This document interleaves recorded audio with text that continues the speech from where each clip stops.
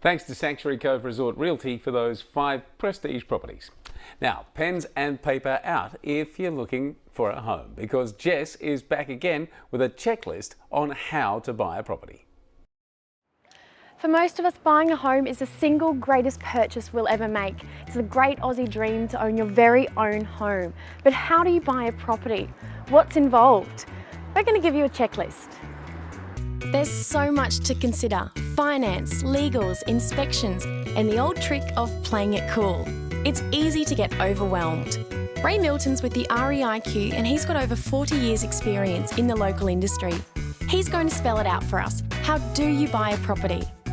Ray, there seems to be a lot of hidden expenses, do's and don'ts when buying a property. Tell us everything we need to know when buying a house. Certainly, Jess. Well, it should be a very, very happy experience. But firstly, I think the buyer needs to work out with their financier just what their maximum budget would be in the purchase of a property. Having done that, then it's a situation of working out the suburb in which that you'd like to live and getting to know a bit about that suburb. So you've got to do a lot of homework to find out as a buyer just where you do want to live. And then having done that, of course, it's then a question of finding the home of your choice. You've done your research, you found your dream home and you want to put in an offer. Is there any tips or strategies or tactics in placing an offer? Well, Jess, there's a bit of this does come into play. Most sellers understand when they list their property that no matter what price they list it at, someone is going to make an offer. And of course, as a buyer, you're not inclined to offer the list price straight off.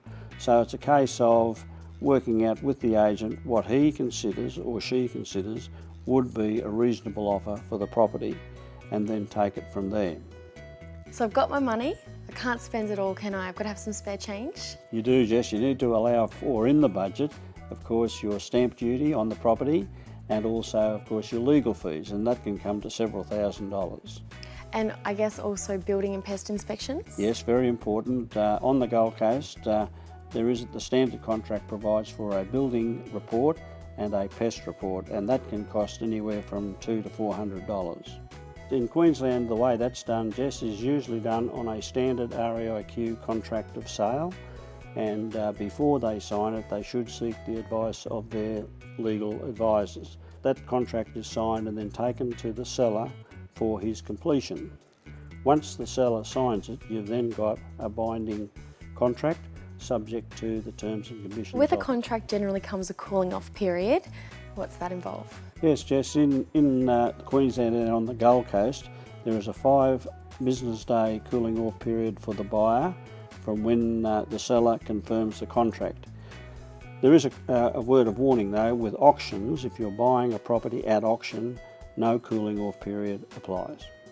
If you buy at auction, you've bought it for good. That's it, it's yours. So settlement is the big day, the day you get to pick up the keys? Yes, Jess, that's the big one. It's a very exciting time for everybody, and that's the day that you get the keys and you actually own the property. Very exciting. And that's the day you can start moving in? Absolutely, no worries at all. What you've got to watch though, the seller may be moving out on the same day, so there's a tip there for buyer and seller to organise one moving out and the buyer moving in. So hopefully we've made what can be a stressful time a little easier. Happy hunting. Thanks, Jess. Some great tips there from REIQ.